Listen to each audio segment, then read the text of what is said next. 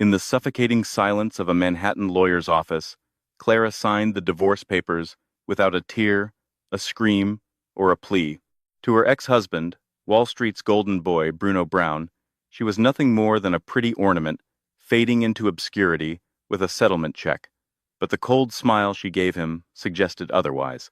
It took 5 years for Bruno to understand the true weight of that moment. Clara didn't just survive the separation. She was reborn, returning with $1 billion empire to purchase the very company that had cast her aside. This wasn't a breakup, it was a declaration of war. The conference room on the 45th floor of the Brown Vanderbilt Tower smelled of old money and lemon polish. It was a sterile, cold environment, fitting for the execution about to take place. Outside, the gray New York skyline loomed, weeping a steady drizzle against the floor-to-ceiling glass. Clara sat on one side of the mahogany table, her hands folded neatly in her lap.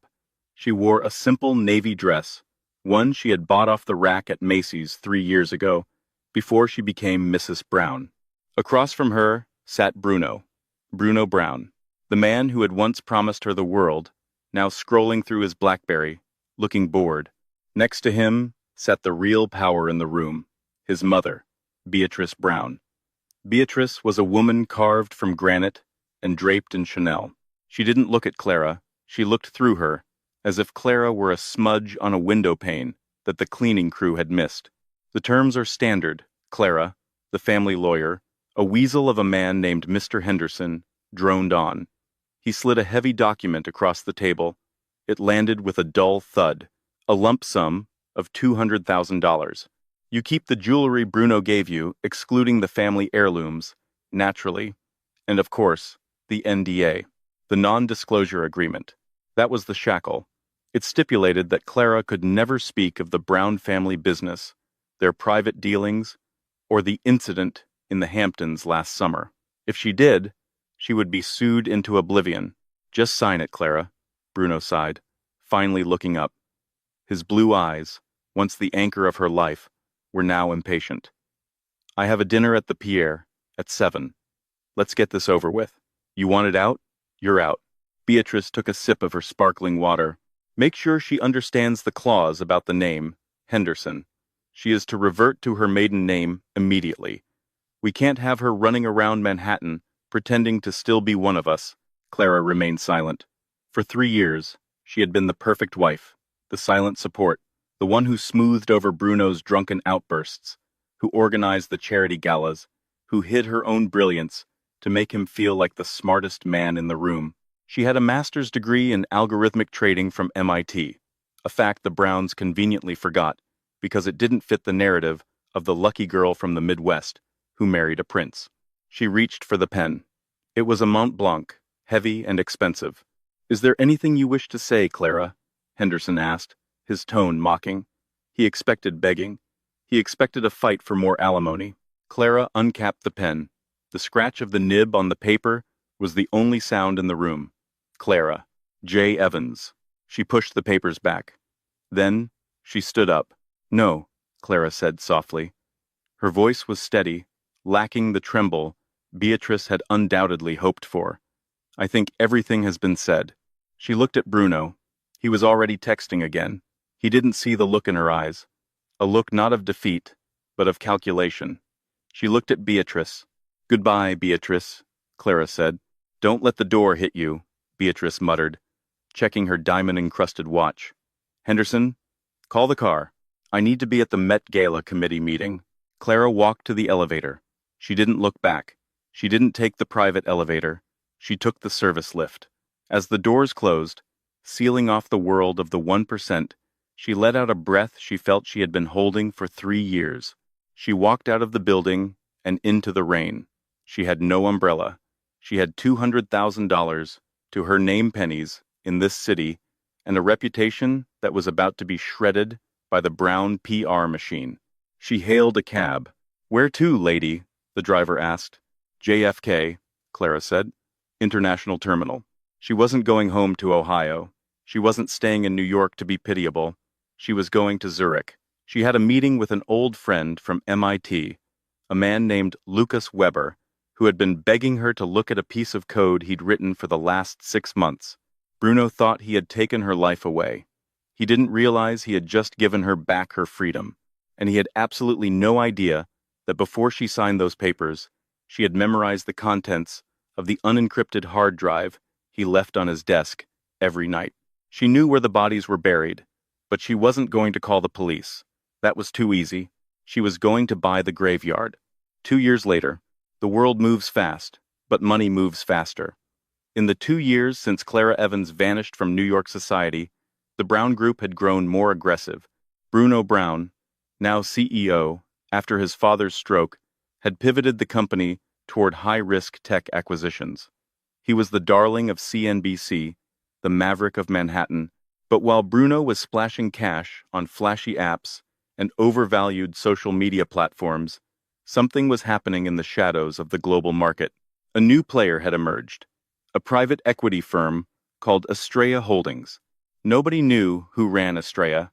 The firm was registered in Singapore, with subsidiaries in Zurich and London. They were a ghost. They didn't give interviews. They didn't attend Davos, but they were lethal. They had quietly acquired a controlling stake in Lithium X, a failing battery manufacturer in Nevada. 6 months later, Lithium X patented a new solid-state battery that revolutionized the electric vehicle market.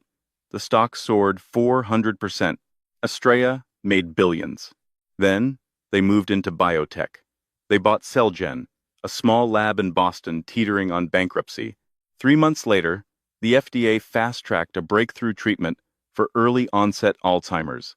Another billion.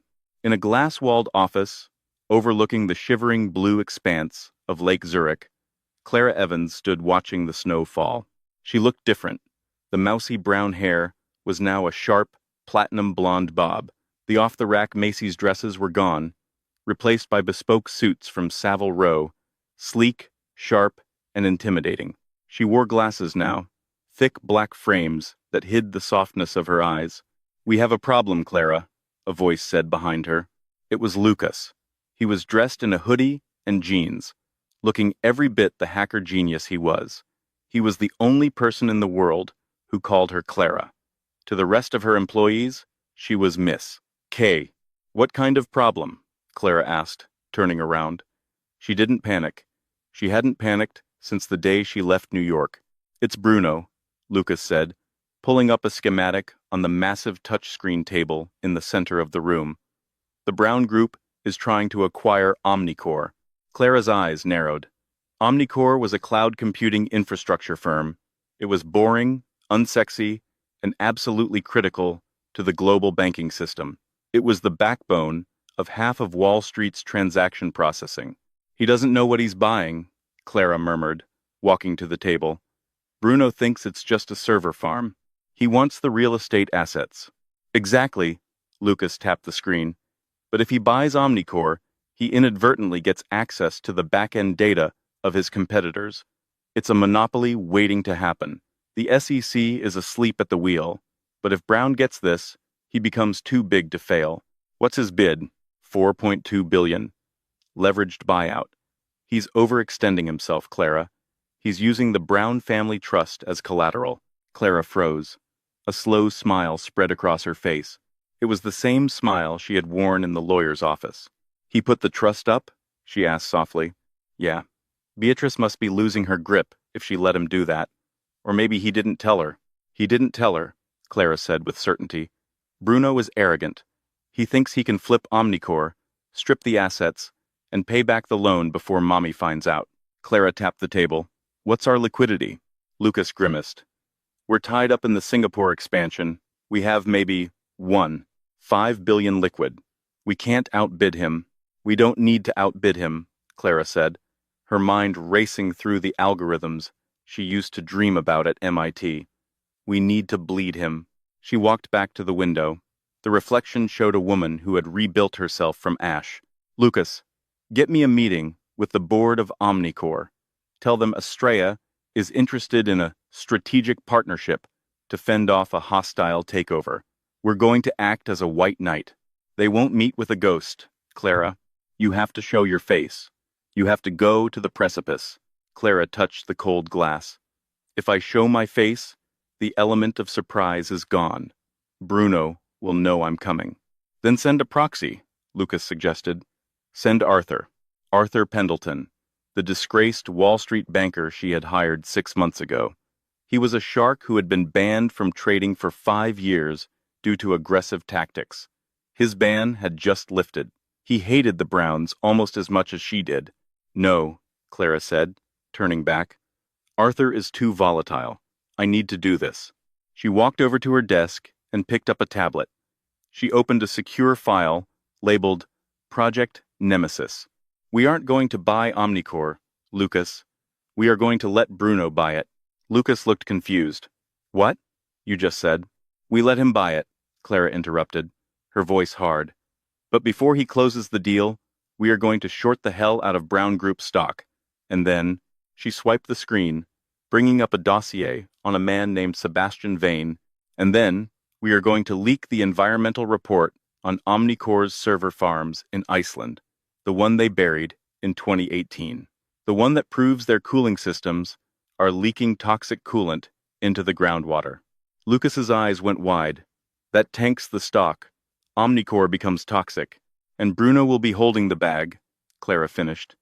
He'll have a $4 billion debt on an asset that is suddenly worthless. The Brown Trust will be insolvent. That's brutal, Clara. That's business, Lucas. She checked the time. Book the jet. We're going to New York, not to meet Omnicore. I have an invitation to the masquerade ball at the Guggenheim. It's time I checked in on my ex-husband. You're going to a party? I'm going to a funeral, Clara corrected. The Guggenheim Museum was transformed into a gilded cage for the night. The theme was Venetian Decadence, a fitting title for a room full of people who had more money than some small countries. Clara stepped out of a sleek, black limousine. She wore a gown of midnight blue silk that clung to her like liquid shadow, the back plunging dangerously low. Her face was hidden behind a mask of intricate silver filigree, leaving only her eyes, cool, calculating, and unrecognizable, visible. She wasn't Clara Evans tonight. She was the investor. Inside, the air was thick with the scent of expensive perfume and the murmur of gossip. Clara moved through the crowd with a predatory grace she hadn't possessed 3 years ago. She spotted them almost immediately. Bruno stood near the champagne fountain, laughing too loudly. On his arm was Sienna, a 23-year-old model who looked bored out of her mind. Beatrice was nearby, holding court with a senator, looking like a vulture in velvet. Clara felt a flicker of old fear, a phantom pain in her chest, but she crushed it. Fear was a luxury she could no longer afford. She felt a presence beside her. You look like you're plotting a murder, a deep voice drawled. Clara didn't flinch. She turned to see a man in a simple black domino mask. He was tall, with the kind of stillness that suggested danger. Sebastian Vane, the rival billionaire Bruno, had been trying to bury for years. Not a murder, mister. Vane, Clara said, her voice smooth and lower than usual. Just a correction. Sebastian tilted his head. Do I know you? You will, Clara replied. I hear you're looking to offload your shipping logistics division, Vane Maritime. Sebastian stiffened. That's not public knowledge. It is to me. I'm willing to buy it. Tonight. Cash. Sebastian laughed, a harsh, surprised sound. Who are you? Call me Estrella, she said. I'll give you $1.2 billion for the division, but you have to do something for me. And what is that? Go over to Bruno Brown. Tell him you heard a rumor that Omnicore is about to be acquired by a Chinese conglomerate. Tell him if he doesn't close the deal by tomorrow morning, he loses it forever.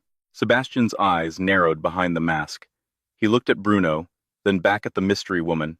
He realized instantly that he was a pawn in a much larger game, but $1.2 billion for a failing division was a lifeline he desperately needed.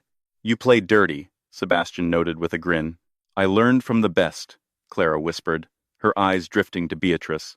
She watched as Sebastian walked over to Bruno. She saw the color drain from Bruno's face. Panic, greed, the two most powerful motivators in his shallow soul. Bruno immediately pulled out his phone. stepping away from Sienna. Clara moved to intercept him. She brushed past him, her silk dress whispering against his tuxedo. "Careful, Bruno," she murmured as she passed, close enough for him to smell her perfume, a custom scent of bergamot and wood smoke, nothing like the vanilla she used to wear. Bruno spun around, grabbing her wrist. "Who are you? How do you know my name?" Clara looked down at his hand until he released her. The contact made her skin crawl, but she held his gaze. "Someone who knows that Omnicore is a house of cards?" She lied smoothly, planting the reverse psychology. "Don't buy it, Bruno. It's a trap." Bruno sneered, his arrogance flaring up. "A trap? Or are you just trying to scare me off so your client can swoop in? Vane just told me the Chinese are circling." "Believe what you want," Clara said, walking away. "But don't say you weren't warned." She disappeared into the crowd, her heart hammering against her ribs. She knew Bruno. If you told him not to do something, he would do it twice, just to prove he was the smartest man in the room. By warning him, she had sealed his fate. She left the gala before midnight, like a Cinderella who had planted a bomb instead of losing a glass slipper. The next morning, the headache behind Bruno's eyes was blinding, but the adrenaline was stronger. He paced his corner office, barking orders into his headset. "I don't care what the due diligence says, Henderson. Waive it. If we don't sign by noon, we lose the asset to the overseas market. Get the papers ready. I'm authorizing the transfer from the family trust." Across the city, in a rented penthouse suite that served as Estrella's temporary HQ, Clara sat in front of a bank of monitors. Lucas was typing furiously. "He's moving the money," Lucas said, his voice tight. 4.2 billion. It's leaving the Brown Trust accounts. It's hitting the escrow. "Wait for it," Clara said, sipping her black coffee. "He's signing," Lucas said. The digital signature just authenticated on the Omnicore server. "Now," Clara said. Lucas hit enter. It wasn't a bomb. It was a press release. Breaking news. Whistleblower leaks toxic report on Omnicore data centers. Within seconds, the news tickers on the bottom of Clara's screens lit up red. The report, detailed and damning, revealed that Omnicore's primary data centers in Iceland had been leaking coolant into a protected glacial reserve for 5 years. The fines alone would be in the billions. The cleanup costs would be astronomical. But the real killer was the regulatory freeze. The EU was immediately suspending Omnicore's license to operate. "Stock is halting," Lucas whispered. "Omnicore is down 60% in pre-market trading." Clara watched the numbers tumble. It was a bloodbath. "Bruno just bought a burning building," Clara said softly, and he used his mother's checkbook to do it. Back at Brown Tower, the scene was chaotic. Phones were ringing off the hook. Analysts were screaming. Bruno stood frozen, staring at the CNBC screen where the headline, "Brown Group Acquires Toxic Asset," was flashing in bold letters. The door to his office slammed open. Beatrice Brown didn't walk in. She stormed in. "What have you done?" she hissed, her voice low and terrifying. It was a sure thing," Bruno stammered, pale as a sheet. "Vane told me. The Chinese." "You listened to Sebastian Vane?" Beatrice threw a tablet onto his desk. "The EPA just announced a probe. The stock is worthless, Bruno. You've leveraged the trust. We are exposed." "I can fix it," Bruno said, his hands shaking. "I can sell off the subsidiaries. I can." "You can do nothing," Beatrice screamed. "Get out of my chair. Mother, please. Get out." As Bruno slumped onto the leather sofa, his phone buzzed. It was a text from an unknown number. "I told you it was a trap. A." Bruno stared at the screen. The woman from the masquerade. Estrella. "Who is she?" he whispered to himself. At the penthouse, Clara stood up and stretched. "Phase 1 is complete," she said. "He's wounded. Now we go for the kill." "What's phase 2?" Lucas asked, looking at her with a mix of awe and fear. Clara turned to the whiteboard, where she had mapped out the Brown Empire. She picked up a red marker and circled a specific subsidiary, Brown Media, the crown jewel, the propaganda machine that had kept the family's image pristine for decades. "Now," Clara said, "we take his voice, and we need help." Get me a meeting with the one person Beatrice Brown fears more than bankruptcy. Who? Her ex-husband's mistress, Clara said. Julianne Moore, the woman who knows where the real money is hidden. Lucas paused. She lives in exile in Paris. She hasn't spoken to anyone in 20 years. She'll speak to me, Clara said, picking up her coat, because I'm going to offer her the one thing the Browns took from her. Money? No, Clara smiled. Revenge. Paris, in November, was a city of gray stone and weeping skies. Clara sat in the corner of a small, dimly lit bistro in Le Marais, nursing a glass of Bordeaux. She wasn't looking at the menu. She was watching the door. At exactly 2 p.m., the bell above the entrance chimed. A woman walked in.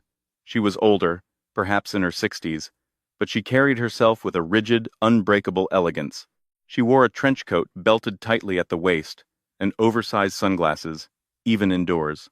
This was Julianne Moore, not the actress, but the woman who had once been the secret power behind the brown throne, before Beatrice had surgically removed her from the picture 2 decades ago. Julianne scanned the room, spotted Clara, and approached. She didn't sit immediately. She studied Clara with sharp, assessing eyes. "You're younger than I expected," Julianne said, her voice raspy from years of Gauloises. "And prettier. Beatrice hates pretty women."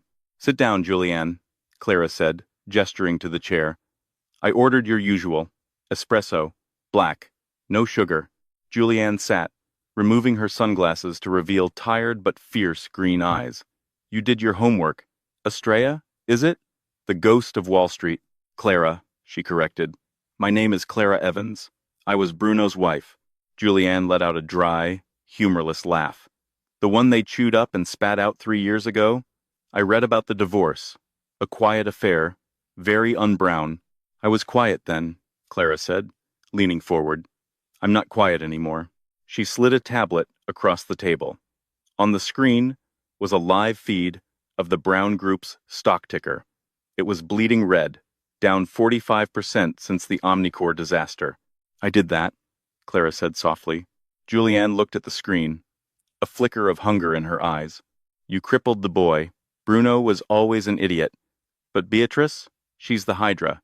You cut off one head, 2 more, grow back. She'll liquidate the assets, hide the cash in the Caymans, and restart under a new name. You haven't won yet."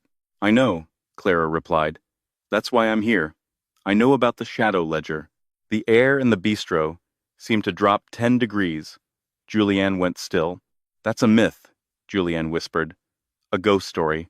"It's real," Clara pressed. "Beatrice didn't build the empire on savvy investments. She built it on money laundering for the cartels in the 90s. You were the accountant, Julianne. You set up the shell companies. You have the codes." Julianne looked away, staring out at the rain-slicked cobblestones. "If I give you those codes, Beatrice goes to prison. But so do I." "No," Clara said, sliding a thick envelope across the table. "This is full immunity. My lawyers cut a deal with the SEC. You turn state's evidence, you walk free. And this," she slid a second envelope, "is a deed to a villa in Tuscany, under a trust nobody can touch. You get your life back, Julianne. You get to watch her burn from a terrace in Italy." Julianne's hand trembled as she touched the envelope. For 20 years, she had lived in fear, silenced by Beatrice's threats. "Why?" Julianne asked. "Why go this far? You have money. You have power. Why not just walk away?" Clara's expression hardened into something cold and terrifying. "Because they took my dignity. They made me feel small. And then," Clara's voice cracked, "just for a second. Then I found out Bruno had been sterilizing me without my knowledge. He was putting medication in my morning smoothies because Beatrice didn't want peasant blood polluting the line." Julianne gasped. The cruelty was shocking even to her. "I can never have children, Julianne," Clara whispered. "So, I'm going to birth a monster instead. I'm going to birth their destruction." Julianne picked up the pen from the table. She wrote a series of numbers and a password on a napkin. 190888. Project Janus.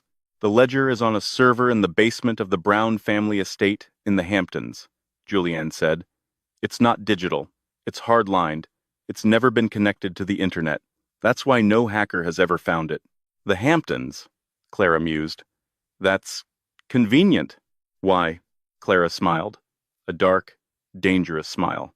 Because Bruno is hosting a crisis management gala there this weekend. He thinks he can charm the investors back. He's inviting the wolves to dinner, Julianne noted. No, Clara stood up, pocketing the napkin. He's inviting the executioner. The Brown family's silver lining gala was a desperate attempt to put a bandage on a gunshot wound.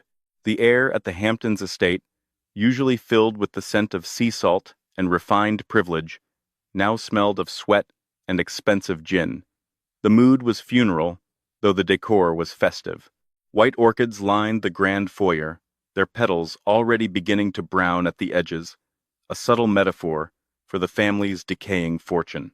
Bruno Brown stood by the floor-to-ceiling windows, looking out at the crashing Atlantic waves. He looked like a man who hadn't slept in a week. His tuxedo, once a custom-fitted armor that made him feel invincible, now seemed a size too large. His hands trembled as he adjusted his cufflinks. "Bruno, stop fidgeting," Beatrice hissed, appearing at his side. She was draped in diamonds, her spine as rigid as a steel beam, but even her heavy makeup couldn't hide the shadows under her eyes. "The investors are watching. If they smell fear, they'll tear us apart before the appetizers are served." "They're already tearing us apart, Mother," Bruno whispered. "The stock is in free fall. The creditors are calling. Even Sebastian Vane won't return my calls." "Because Sebastian Vane is a coward," Beatrice snapped. "We have lived through market crashes before. We will survive this. We just need to convince them that the Omnicore scandal is a temporary setback, not a fatal blow. Now, go, smile, lie, do what Browns do best." As Bruno stepped into the ballroom to play his part, the heavy wrought iron gates at the end of the long driveway swung open.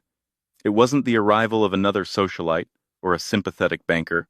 A convoy of 4 matte black SUVs rolled silently up the gravel path, their headlights cutting through the coastal fog like the eyes of predators. They didn't park in the designated valet area. They pulled right up to the front steps, blocking the entrance. The music inside the ballroom, a string quartet playing a somber Vivaldi, faltered and stopped. Guests began to migrate toward the windows, their curiosity piqued. The door to the lead SUV opened. Clara Evans stepped out, and the world seemed to tilt on its axis. She was no longer the soft-spoken woman who had lived in the shadows of this house. She wore a bespoke white power suit that glowed under the estate's floodlights. Her hair was pulled back into a sharp, lethal ponytail, and her eyes, once clouded with the confusion of a gaslit wife, were now as clear and cold as glacial ice. Behind her stepped Lucas, and a team of men in dark suits carrying encrypted laptops and legal briefcases. Clara didn't wait to be invited. She walked up the marble steps, her heels sounding like the ticking of a countdown clock. Bruno met her at the door, his face a mask of confusion that quickly turned to indignation. "Clara, what is this? This is a private event. You have no business being here. Security!" He looked toward the 2 guards at the door, but they didn't move. They stood at attention, their eyes fixed straight ahead. "They aren't going to help you, Bruno," Clara said, her voice projecting with a calm authority that silenced the room. "I bought the firm that provides your estate security 4 hours ago. Technically, they work for me now. And as for my business being here, I think you'll find I'm the only person in this room who has any business here." Beatrice pushed through the crowd, her face contorted with rage. "You little parasite, you think a new haircut and a stolen car make you our equal? I gave you $200,000 to disappear. If you've spent it all on this pathetic masquerade, that's your problem. Get off my property before I have you arrested for trespassing." Clara smiled, and for the first time, Beatrice looked genuinely afraid. It wasn't a smile of anger. It was a smile of ownership. "That's the thing, Beatrice," Clara said, stepping into the foyer and walking past them as if they were furniture. "It's not your property. Not anymore." She turned to face the crowd of investors, many of whom were the most powerful people on Wall Street. Ladies and gentlemen, Clara announced, my name is Clara Evans, CEO of Estrella Holdings. Many of you have been wondering who has been shorting Brown Group stock for the last month.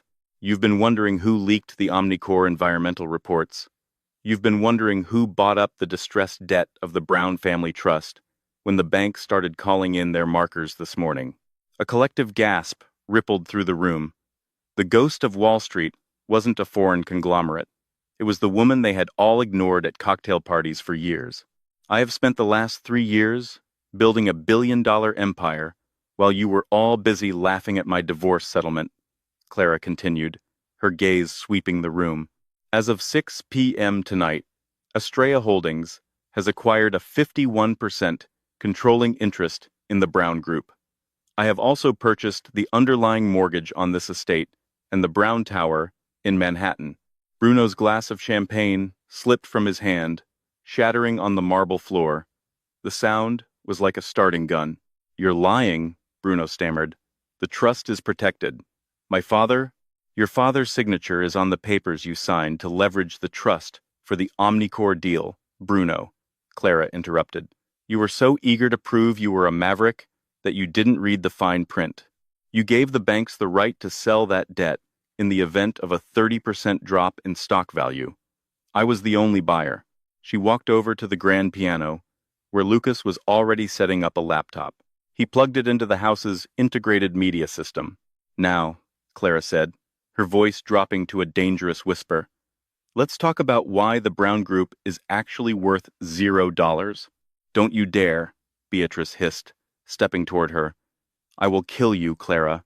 I will bury you so deep. You already tried to bury me, Beatrice. You forgot I was a seed. Clara nodded to Lucas. The massive 100-inch screens in the ballroom, which had been displaying a slideshow of Brown legacy photos, suddenly flickered. A document appeared on the screen. It was a ledger, handwritten and meticulously detailed. This is the shadow ledger, Clara said. It's a record of 30 years of money laundering. It shows how the Brown Group helped move dark currency through offshore accounts to fund their early acquisitions. It includes the dates, the amounts, and most importantly, the signatures of the people who authorized it. The screen scrolled down. There, in bold, unmistakable ink, was Beatrice Brown's signature next to a transaction for $20 million from a known South American cartel front. The room went deathly silent. This wasn't just a financial takeover anymore. This was a criminal execution. And for you, Bruno, Clara said, turning to her ex-husband, who looked like he was about to vomit. I have something more personal. The image on the screen changed. It was a medical laboratory report from a private clinic in Switzerland. This is a record of the special vitamins you had delivered to our home every month for 3 years, Clara said, her voice trembling with the only hint of emotion she had shown all night, the ones you insisted I take every morning. It wasn't folic acid, Bruno. It was a long-term hormonal suppressant designed to ensure I would never conceive. You and your mother decided I wasn't genetically fit to carry a Brown heir, so you sterilized me without my consent. The crowd, even the most jaded of the bankers, recoiled. A murmur of disgust filled the room. Bruno looked around, his eyes wide and wild, searching for a face that didn't look at him with loathing. He found none. I didn't know it was permanent, Bruno whispered, his voice cracking. Mother said it was for the best. She said we needed to focus on the business first. The business is gone, Bruno, Clara said, and so is your mother's protection. Outside, the distant wail of sirens began to cut through the sound of the waves. The red and blue lights started to dance against the white orchids in the foyer. I've spent the last 48 hours with the SEC and the FBI, Clara said.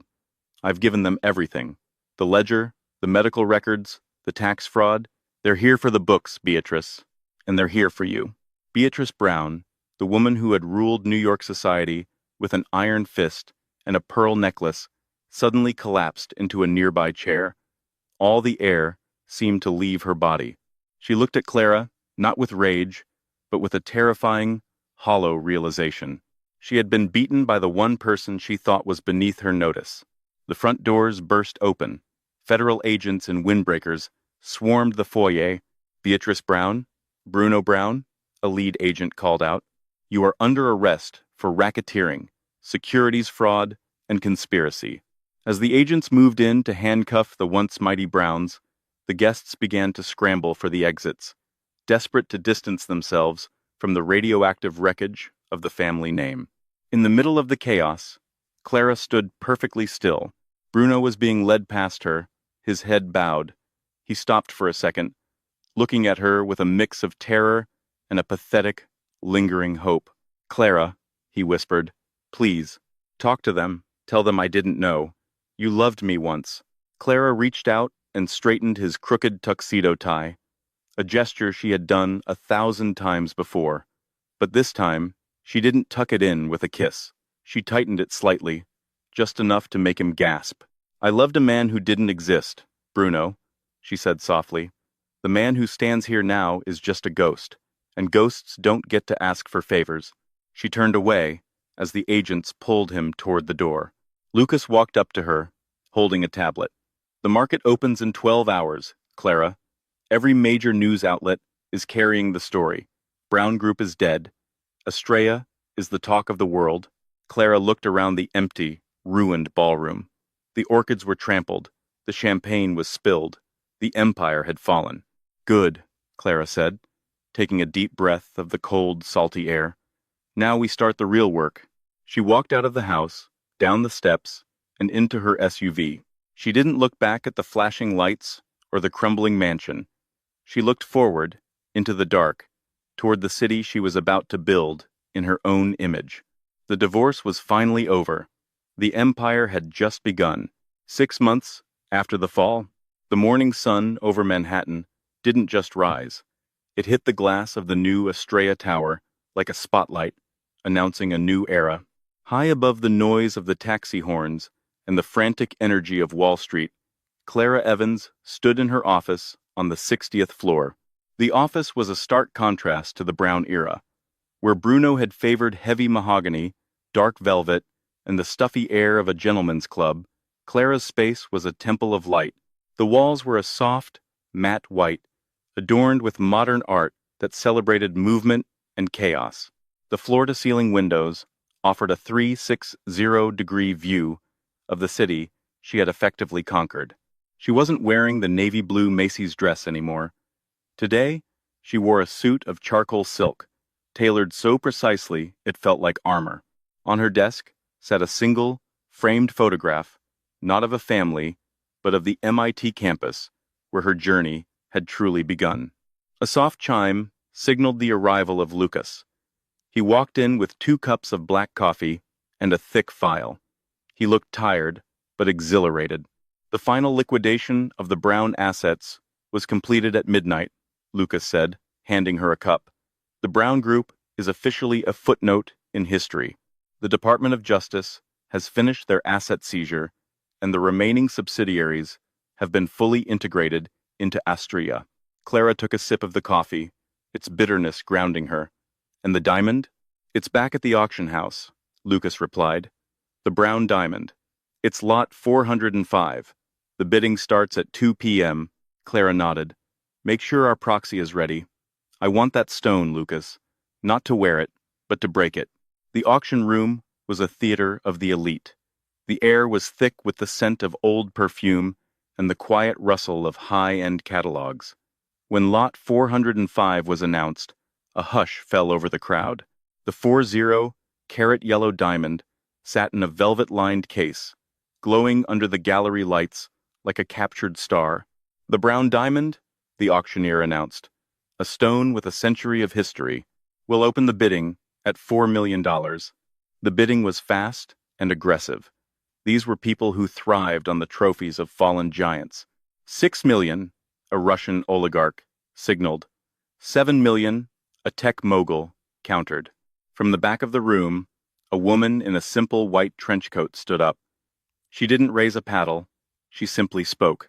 $10 million, Clara said. The room froze. Necks craned to see the woman who had just doubled the bid in a single breath. The auctioneer, a man who had seen everything, actually stuttered. 10 million. Going once, twice. The hammer fell. Sold. Clara didn't wait for the congratulations or the whispers. She walked to the front, signed the paperwork with the same steady hand that had once signed her divorce papers, and watched as the diamond was placed in a secure carrier. "Lucas," she whispered as they exited into the cool afternoon air, "take this to the workshop. I want it cut into 100 smaller stones. Set them into simple, silver pendants. We're going to give them to the graduates of the Phoenix Foundation's vocational program next month. You're turning a 40-carat diamond into 100 necklaces for survivors of domestic abuse?" Lucas asked, a slow smile spreading across his face. "I'm turning a symbol of vanity into a symbol of resilience," Clara replied. "The Browns used that diamond to show how much they were worth. Now, it will show those women how much they are worth." The second stop of the day was less glamorous. The federal penitentiary upstate was a gray, brutalist slab of concrete that seemed to suck the color out of the sky. Clara hated the way the heavy iron gates groaned when they opened. She hated the sterile smell of the visitors' center, but she had a debt of closure to pay. She sat behind the plexiglass, waiting. When Bruno was let in, she almost didn't recognize him. The golden boy was gone. His hair was a matted, dull gray, and he had lost the arrogant posture that had once defined him. He sat down, his orange jumpsuit looking garish against his pale skin. "You came," Bruno whispered into the telephone receiver. "I'm closing the books, Bruno," Clara said.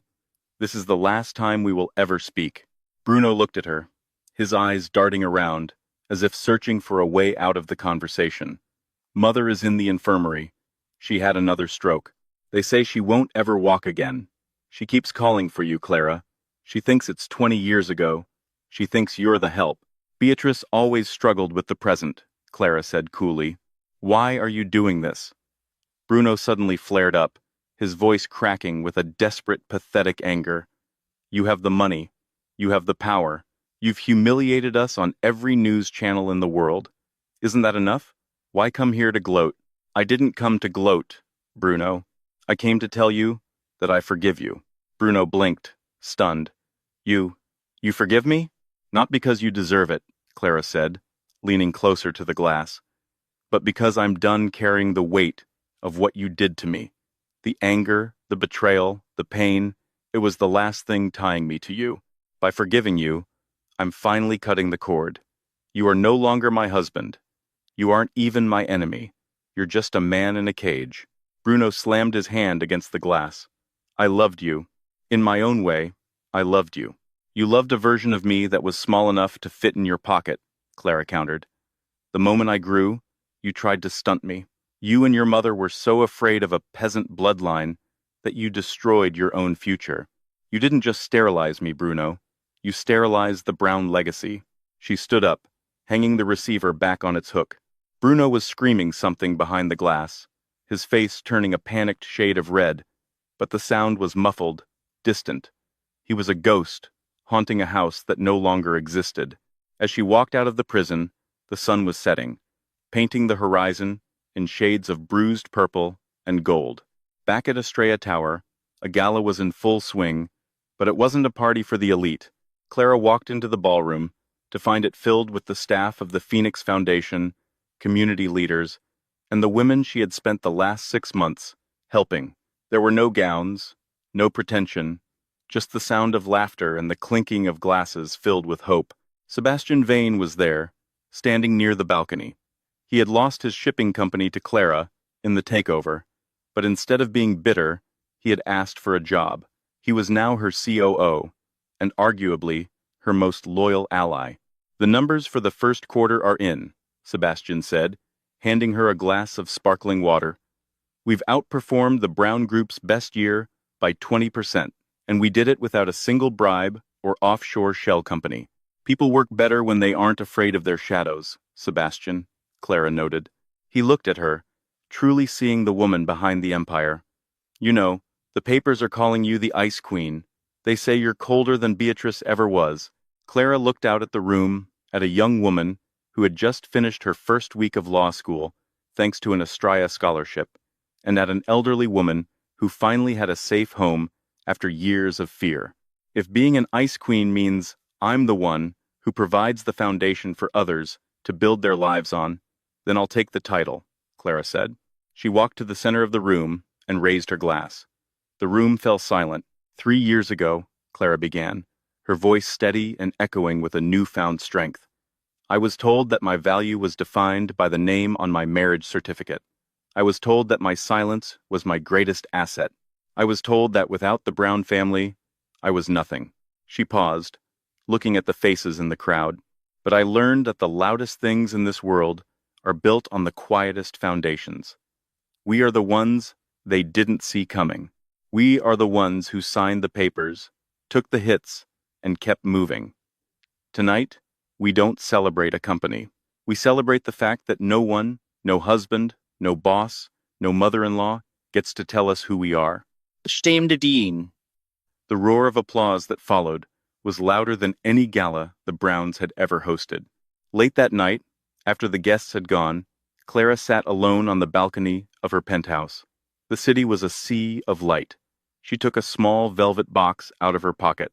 Inside was the very first necklace of resilience, a small, brilliant shard of the brown diamond, cut into a sharp, beautiful drop. She put it on. The cold metal against her skin felt like a promise kept. She had lost a marriage, a name, and the chance to have a family of her own.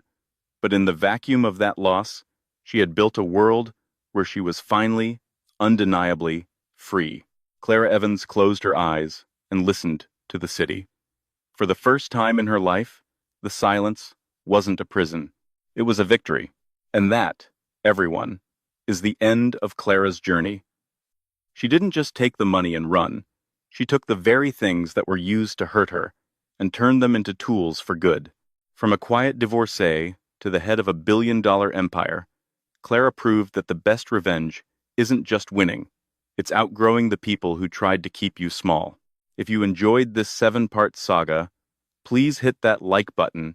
It really helps the channel bring more of these long-form stories to life. And let me know in the comments, what would you have done with that 40-carat diamond? Would you have kept it or followed Clara's lead? Don't forget to subscribe and hit the notification bell so you don't miss our next story. We've got a brand new one coming next week about a billionaire who went undercover as a broke college student to find out who was embezzling from his tech firm. You won't want to miss the twist ending on that one. Until next time, keep dreaming big and staying quiet until it's time to make some noise.